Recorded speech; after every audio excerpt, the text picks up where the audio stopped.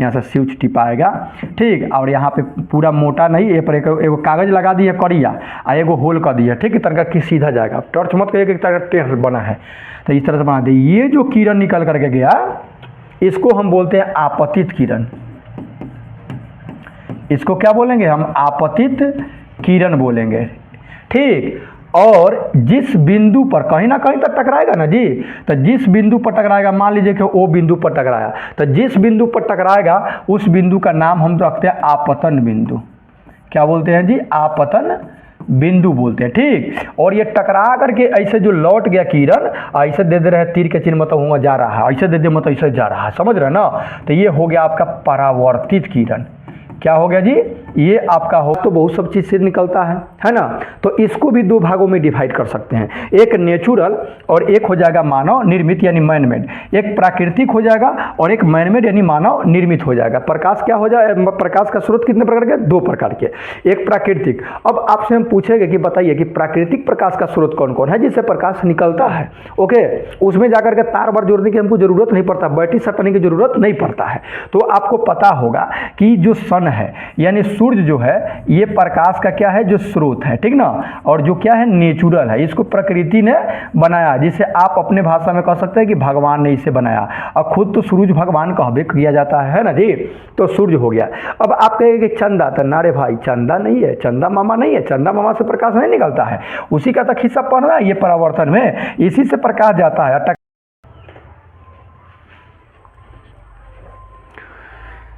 जय हिंद प्यारे विद्यार्थियों। तो कैसे हैं? चलिए, आशा करता हूँ कि अच्छे होंगे, जहाँ होंगे एकदम मस्त होंगे, तंदुरुस्त होंगे, ठीक ना। तो आइए, क्लास 10th वाले विद्यार्थी के लिए है आपका रिफ्लेक्शन ऑफ लाइट। SCERT के अनुसार चले तो अलग चैप्टर में दिया हुआ है, अलग अलग प्रकाशन के बुकों में चैप्टर को इधर उधर करके दिया है, ठीक है। तो उसे बहस नहीं है। आप रिफ्लेक्शन ऑफ लाइट, प्रकाश का प्रवर्तन के बारे में कुछ मुख्य पॉइंट को हम, मुख्य पॉइंट क्या, सारे बातों को इसमें इस वीडियो में हम क्लियर करेंगे, ठीक ना। अगर इस वीडियो को आप देख ले रहे हैं तो समझ लीजिए कि सारे इस चैप्टर से डाउट आपका क्या हो जाएगा? क्लियर हो जाएगा, ठीक है। ये मेरा समझ लीजिए कि प्रकाश का परावर्तन, ठीक है, यानी रिफ्लेक्शन ऑफ लाइट।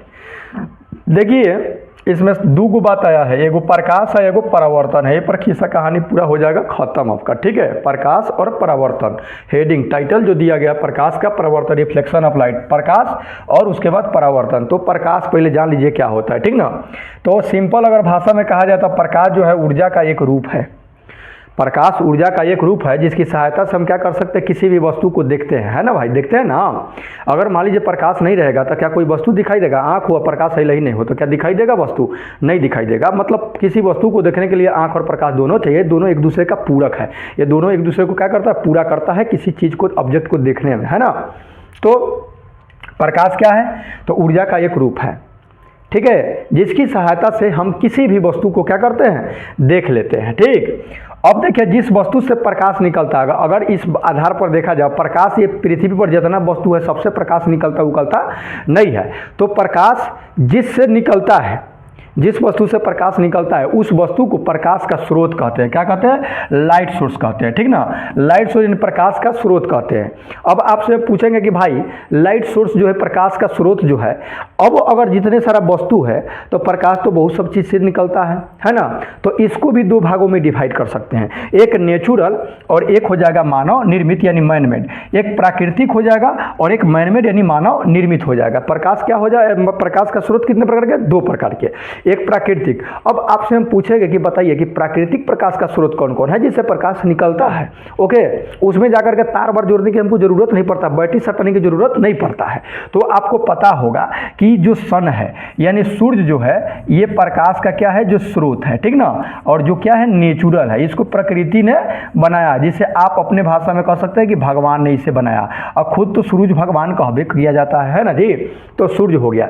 अब आप कहेंगे कि चंदा, तो ना रे भाई, चंदा चंदा नहीं है, चंदा मामा नहीं है, चंदा मामा से प्रकाश नहीं निकलता है, उसी का तक हिस्सा पढ़ना है ये परावर्तन में, इसी से प्रकाश जाता है। टकरा करके हम जहाँ रहते हैं पृथ्वी पर, यहाँ आता तो लगता है अच्छा जी चांद से भी प्रकाश निकल रहा है, तो ना ऐसा बात नहीं है, चांद से प्रकाश नहीं निकल रहा है, प्रकाश सूर्य से निकल रहा है। और उसके बाद सूर्य क्या है भाई, तो एक ट्विंकल है, यानी तारा है ना, स्टार है, ठीक ना, जो ट्विंकल ट्विंकल करता है, तारा से प्रकाश निकलता है। तो ये भी सूर्य भी एक तारा है जो कि हमारे पृथ्वी का नज़दीक है, इसलिए थोड़ा बड़ा दिखाई देता है। तो तारा हो गया, और सूर्य तो वही मतलब बात है ना, समझ रहे ना।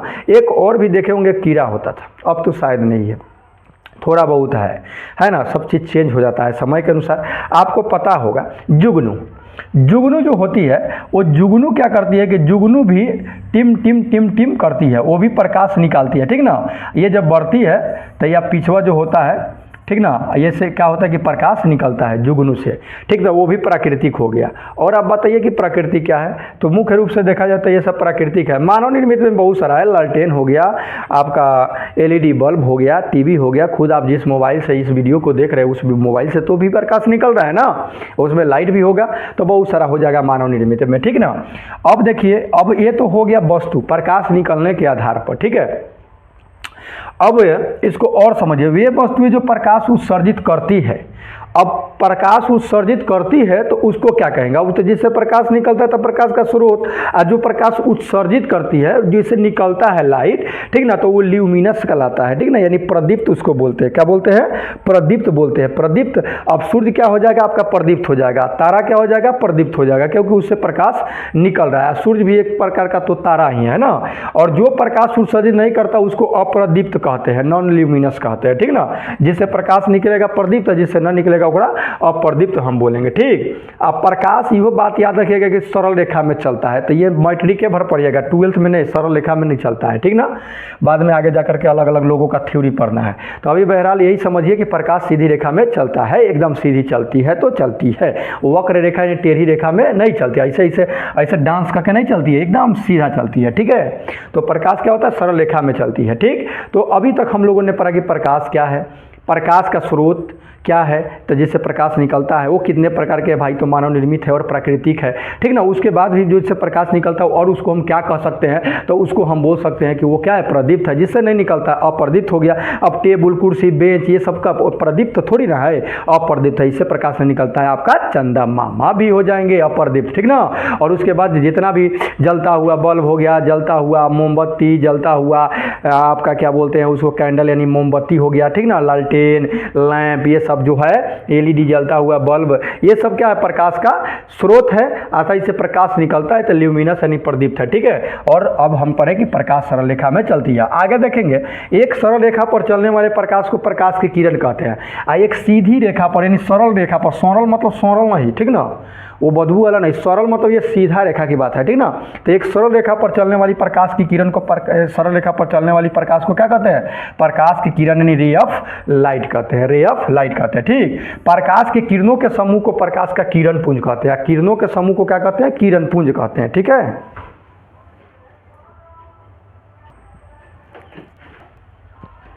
किरण एक हो जाएगा, किरण एक सरल रेखा में चलेगा ना तो उसको कहेंगे हम प्रकाश का किरण। आज जब पूरा किरण झुंड में चलेगा, ठीक ना, गैंग में चलेगा एकदम पूरा, तो उसको हम कहेंगे प्रकाश का किरण पुंज कहेंगे, ठीक ना। किरण पुंज मतलब जैसे देखबे करते हैं आप, टॉर्च से मान लीजिए कि निकलता है, जब देखते होंगे टॉर्च से, है ना, टॉर्च मान लीजिए हो गया, तो इस तरह से पूरा निकलता है ना जी बीम, तो ये हो गया आपका क्या हो गया, किरण पुंज हो गया, किरण पुंज। अब देखिए ये किरण पुंज भी जो होता है 3 प्रकार के होता है। कितने प्रकार का किरण पुंज, किरण पुंज जो होता है आपका 3 प्रकार के होता है। एक होता है अपसारी होता है, ठीक ना, डाइवर्जिंग बीम, और एक समांतर होता है, और एक अभिसारी होता है, ठीक ना, कन्वर्जिंग होता है। एक डाइवर्जिंग, एक कन्वर्जिंग, एक पैरेलल होता है, ठीक ना। तो अब देखिए अपसारी मतलब कि डाइवर्जिंग एकदम क्या होगा कि एक जगह से निकल करके इस तरह से फैलते चल जाएगा, तो डाइवर्जिंग हो गया। एक दूसरे के एकदम पैरेलल चलेगा यानी समांतर होगा, तो ये समांतर हो गया।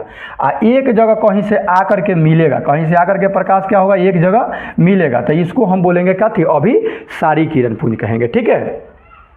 अब देखिए, अब तो ये हो गया प्रकाश का खेला। अब जानिए प्रकाश कौना से पार करेगा, कौना वस्तु से पार नहीं करेगा, कौना वस्तु से तनका तनका पार करेगा, ठीक ना।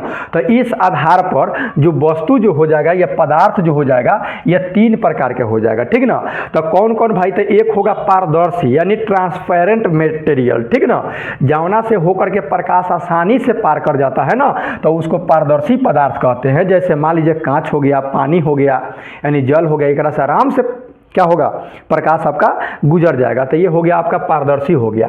अब ये पदार्थ जिससे होकर अपने में से होकर प्रकाश को जाने ही नहीं देता है, तो जाने नहीं देगा तो अपारदर्शी, जैसे दीवार हो गया, मोटा कागज हो गया, ठीक ना, ये अपने से होकर जाने नहीं देगा तो अपारदर्शी हो गया। और थोड़ा थोड़ा जाने देगा अपने से होकर के, तो उसको हम बोलेंगे क्या, पारभासी बोलेंगे। क्या बोलेंगे, पारभासी, ठीक ना, ट्रांसलूसेंट, ओपेक, अपारदर्शी। अब आइए अब मेन मुद्दा पर, 2 गो था बात प्रकाश का परावर्तन, ठीक ना।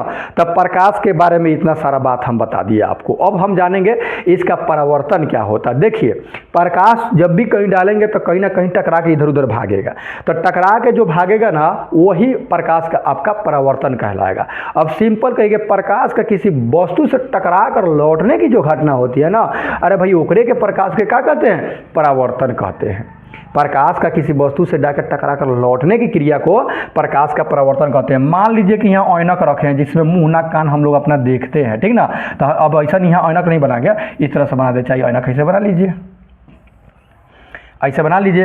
अब एक पर मारिएगा, ठीक ना, क्या मारिएगा, टॉर्च मारिएगा, टॉर्च एगो पातर एकदम टॉर्च मारिएगा, ठीक ना। मतलब यहाँ पर कागज लगा दीजिए, तनका सनी होल कर दीजिए सुई से, तो उसमें एकदम पतला निकलेगा। चाहे लेजर लाइट, लेजर लाइट तो होबे करेगा, लेजर चमकाते हैं जो, ठीक ना, तो लेजर लाइट वैसे मरेगा, तो ऐसे यहाँ पर पड़ेगा और टकरा करके ऐसे भागेगा। तो ये गया और ये टकरा करके आया, तो ये जो काम हुआ नहीं करेगा, कहेंगे प्रकाश का परावर्तन। तो प्रकाश का किसी वस्तु से टकरा कर लौटने की क्रिया को प्रकाश का परावर्तन कहते हैं, ठीक ना। अब सुनिए, समतल दर्पण जो होता है ना, प्रकाश का अच्छा परावर्तक होता है। प्लेन मिरर जिसमें हम लोग चेहरा अपना देखते हैं सुबह सुबह, तो उस पर जो प्रकाश अगर मारिएगा ना, तो वो समझ लीजिए कि वो मिला जो है 90.999 तक लेकर प्रकाश को क्या करता है, रिफ्लेक्ट कर देता है, यानी परावर्तित कर देता है, लौटा देता है। सिंपल समझिए, ठीक ना। और दीवार पर मारेंगे तो पूरा पूरा थोड़ी, वो तो कुछ सोखियो लेगा ना। लकड़ी पर, तख्ता पर मारेंगे तो थोड़ी ना, वो तो कुछ सोख लेगा। लेकिन शीशा पर मारेंगे तो देखते हैं ना, लड़का वैसा घामों में चमकाता है मुंह पर, ठीक ना। तो सूर्य के प्रकाश आता है, वो पड़ता है, चमकाता है मुंह पर, ठीक ना, तो आँख चकमका जाता है ना। तो ये हो गया आपका प्रकाश का परावर्तन। वो तो प्रकाश के परावर्तन में क्या काम करता है वो, अच्छा कहता है कि बानर के चमकाता है सब, फिर बंदर के।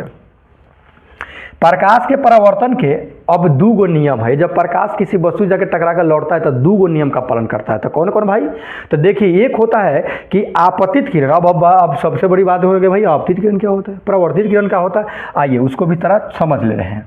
ये हो गया आपका एक दर्पण, हम लोगों का ही समतल दर्पण हो गया, ठीक ना, प्लेन मिरर हो गया। इसका नाम हम M1 M कर दे रहे हैं, ठीक है ना।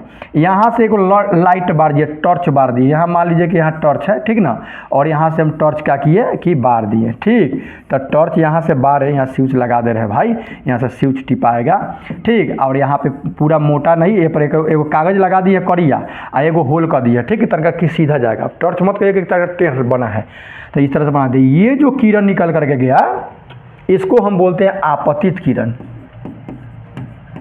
इसको क्या बोलेंगे हम, आपतित किरण बोलेंगे, ठीक। और जिस बिंदु पर कहीं ना कहीं तक टकराएगा ना जी, तो जिस बिंदु पर टकराएगा, मान लीजिए कि वो बिंदु पर टकराया, तो जिस बिंदु पर टकराएगा उस बिंदु का नाम हम रखते हैं आपतन बिंदु। क्या बोलते हैं जी, आपतन बिंदु बोलते हैं, ठीक। और ये टकरा करके ऐसे जो लौट गया किरण, ऐसे दे दे रहे हैं तीर के चिन्ह, मतलब हुआ जा रहा है, ऐसे दे दे मतलब ऐसे जा रहा है, समझ रहे ना। तो ये हो गया आपका परावर्तित किरण। क्या हो गया जी, ये आपका हो गया परावर्तित किरण हो गया, ठीक। तो ये आपतित किरण, ये परावर्तित किरण। अपना से क्या करते हैं कि एगो यहाँ पे नॉर्मल यानी लंब लेकर के डाल देते हैं खुद से, ठीक। कुछ एन फेन कुछ भी दे दीजिए, उससे कोई दिक्कत नहीं है। यहाँ से मान ली निकला था, ये बिंदु से निकला, होने बी बिंदु पर जाके कहीं टकराया होगा, पड़ गया होगा, ठीक। तो ये जो किरण निकला इसको आपतित किरण बोलेंगे। वो जो टकरा करके गया उसको परावर्तित किरण बोलेंगे। जिस बिंदु पर टकराया उस बिंदु को आपतन बिंदु बोलेंगे, उस पर एक लंब डाल दिए। अब यहाँ आपतित किरण है, अभिलंब जो डाले हैं, एक बीच में देखिए एगो कोण बना है, एंगल, इसको बोलते हैं आपतन कोण बोलते हैं। क्या बोलते हैं जी, आपतन कोण बोलते हैं। इसको हम आई से सूचित करते हैं। इसको क्या चीज़ से सूचित करेंगे हम? आई से, ठीक ना, आपतन कोण को। आप परावर्तित किरण और अभिलंब के बीच का जो कोण बनता है इसको आर से सूचित करते हैं और ये होता है परावर्तन कोण। इसको बोलते हैं, क्या बोलते हैं? परावर्तन कोण बोलते हैं, ठीक है। आई होप मेरी बात को आप लोग समझ रहे होंगे, ठीक है। ये आपतन कोण और ये परावर्तन कोण, तो इसी से दो गो नियम बन रहा है। एक बन रहा है कि आपतित किरण, परावर्तित किरण तथा आपतन बिंदु पर डाला गया अभिलंब। आपतित किरण, परावर्तित किरण तथा आपतन बिंदु पर डाला गया अभिलंब तीनों एक ही समतल में होता है। एक ही और है ना, तीनों एक ही समतल में होता है, ठीक। और दूसरा आपतन कोण परावर्तन कोण के बराबर होता है। अगर है क्या, जितना तिरछा करिएगा तो उतना ही तिरछा भागेगा, जितने सोच कीजिएगा उतना ही सोचेगा। बस पूरा सोच कर दीजिएगा तो पता नहीं चलेगा कहने जा रहा है, ठीक ना। तो आपतित किरण, परावर्तित किरण तथा आपतन बिंदु पर डाला गया अभिलंब तीनों एक ही समतल में होता है और आपतन कोण परावर्तन कोण के बराबर होता है। तो एग्जाम में आपको ये पूछता है, बिहार बोर्ड के एग्जाम में, कि हाँ भाई प्रकाश के परावर्तन कितने नियम? तो 2 नियम। कितने नियम? 2, ठीक ना। कौन कौन भाई? तो वो भी लिखने के लिए 2 नंबर के दे तो लिख देंगे कि आपतित किरण, परावर्तित किरण तथा आपतन बिंदु पर डाला गया अभिलंब तीनों एक ही समतल में होता है और आपतन कोण परावर्तन कोण के बराबर होता है। आई होप समझ गए होंगे, ठीक ना। तो प्रकाश के परावर्तन कितने नियम जी? 2 नियम, ठीक है।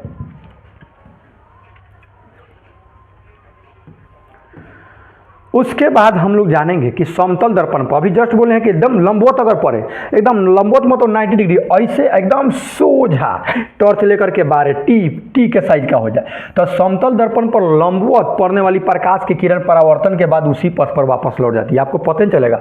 ऐसे लेकर तो आपका हाथ अजोर हो जाएगा, बार के देखिएगा टॉर्च पर, ऐसे करके, ऐसे आँख मत लगा देता, आँख पूरा अजोर हो जाएगा, ठीक ना। आँखें पर पड़ जाएगा, आँखें चकमका आ जाएगा, ठीक ना।